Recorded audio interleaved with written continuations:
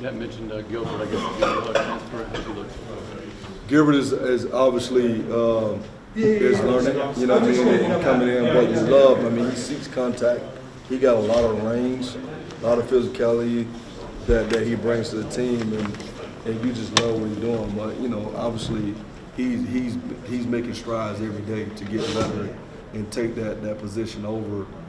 So he's in a battle with Caden Bridges, who kind of knows the system, knows it, but those guys are battling out. But you love to see him progress every single day, and that's what you love to see, because he's been showing that he's capable and why we're recruiting him to come here, and he's starting to get more comfortable and understanding what's going on.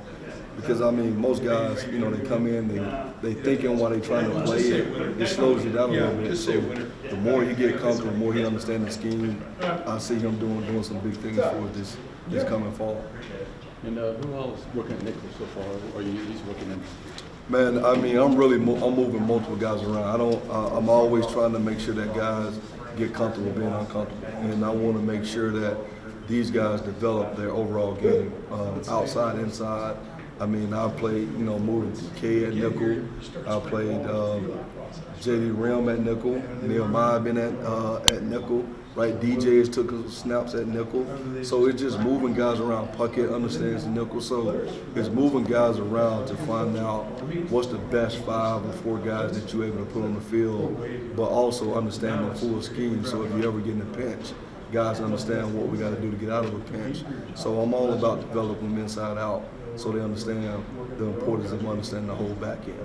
I know some assistant coaches have some definitions this spring. How do you feel about your depth so far? Do you have the numbers you need to play right now? No, I never got enough numbers. As long as Coach Harsin give me a scholarship number, trust me, we're gonna go get as many DBs he'll allow me to have. So, and again, that just goes to you need the depth. It takes a lot of running, and what we do defensively.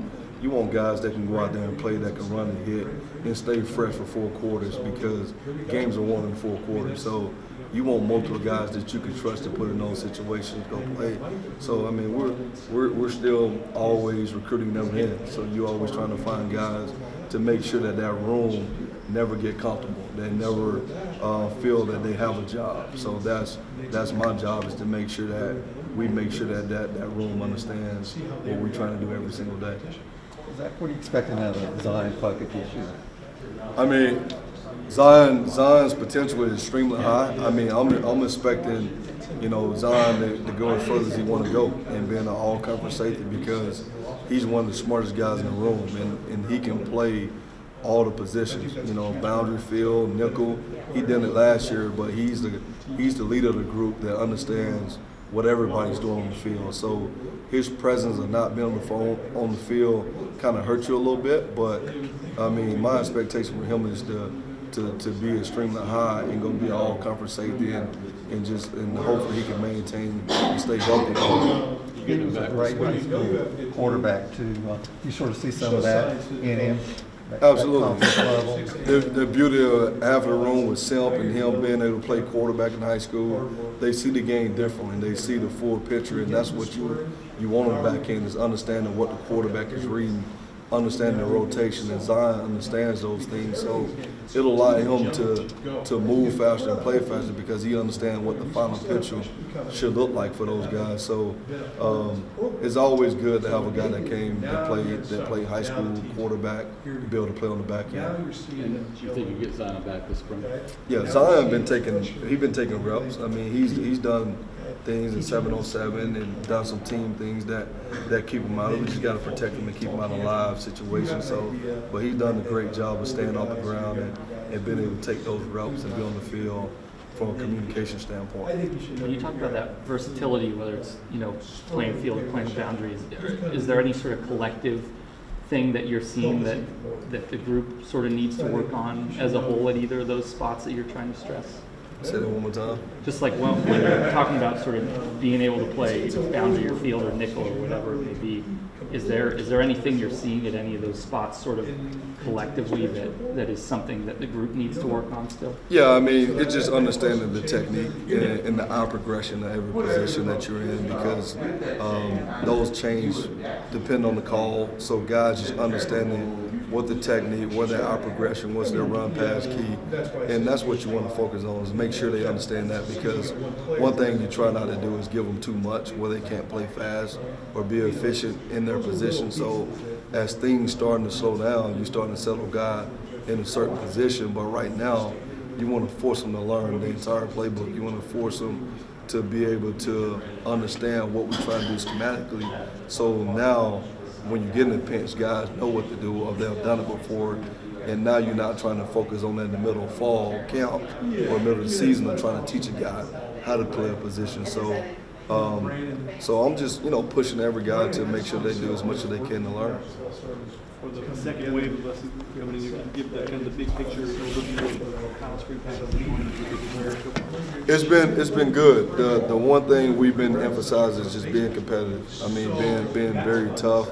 I mean, obviously, as we get towards the end, it's like we're focusing on finish and not just finishing. I'm always talking to these guys about valid finish. You know what I mean? How we tackle, how we get off blocks, how we attack the ball, how we get picks, right? And then just that communication piece that always goes on the back end of guys being able to talk and be on the same page is the most important thing. So the focus on the communication and focus on the finish has been the main focus this whole spring. You were talking about Zion there. I mean, he even had some injury issues before you even got here. Just how tough is that? It kind of seems like every time he's hitting his stride, he's got a little bit of a snag. Just has that been something that's bothered him, and kind of what's been your advice to him? Well, anytime you go through injuries, you got some doubt in your mind. But Zion, I mean, he's built on his faith. He understands what comes with the game of football. He don't get down. He don't make excuses. He just show up and he just keep going. And that's what you love about him. And we have conversations about that. But I think as long as Zion can walk and breathe, and he got 2 arms and 2 legs, and he got a heartbeat, he gonna continue to push and go play the game. So that's what you love about him, because you love the game. But it's just been things that, shoulders and things that he's been able to work on, but I don't think it set him back in it, because his mindset, his maturity is to always go out there and fight to do what he can to go play the game. What was your process of seeking out DJ as a transfer, and kind of what did you like about him? Seeing maybe his tape, getting to know him, what did you like about him that made you say, hey, we want to bring him in?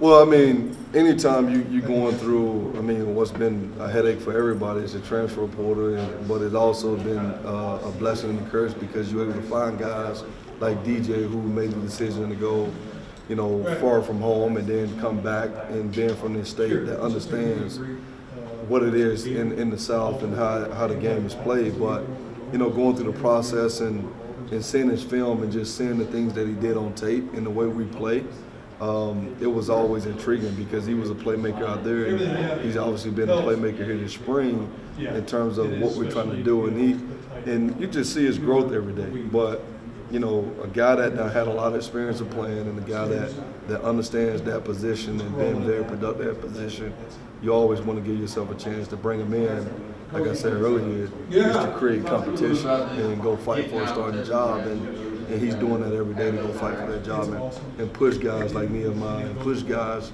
like Simple, who's played a lot of ball here. So he's coming in to take a job, and that's what you want him to do. It seems like that's kind of a common theme for at least some of the transfers, that you go somewhere far. With Marcus Harris was just talking about it last week, and then get a little homesick and kind of want to come back home. Just how much of that conversation do you have? Even maybe guys don't even end up coming to Auburn. Just how much do you kind of see that as a theme, and maybe being a benefit of the transfer portal right now, is that guys can come back home if they want to? Well, everybody's life is different, and what they're trying to get. And guys that go off and that family couldn't get out there and see them play every night or every Saturday. Now, with this thing's open up, now they get a chance to play in front of their family, their loved ones. So that's always big when you get a chance to go off and come back. And I think it's been beneficial for Marcus. You've seen, how he's been able to play this spring. Guys put on a lot of weight, and he's been disruptive up front, right? So just being around guys every day, you're seeing it a lot more when guys go off and they come back, and that's just part of having an opportunity to come back and play in front of your family. Marcus was saying last week he thinks that the Iron Bowl last year was the best game for him, but he said a lot of the guys on defense think that was their best game as well as Roger had a huge game. How much do you guys as a defense ever point to that and say, hey, when everything's clicking in the right way, this is the kind of defense we can be? Do you guys harken back on that at all? Oh, absolutely. Anytime you get a chance to show what the standard is on tape and how we can be great, the beauty about the Iron Bowl, that should be the style and how we play in every game, not just that game. So that's the standard that they show that they're able to do. So you try to make sure you emphasize that so guys know you never get too high, you never get too low, you always stay in the middle. But those guys are able to understand what the standard is and obviously come back and just approach every game and not just the Iron Bowl. I mean, the Iron Bowl is the Iron Bowl. I mean, it don't take much to get excited for that one. But the way they came out and played and understood that the guys from their state understood the importance of that game, and everybody came to play.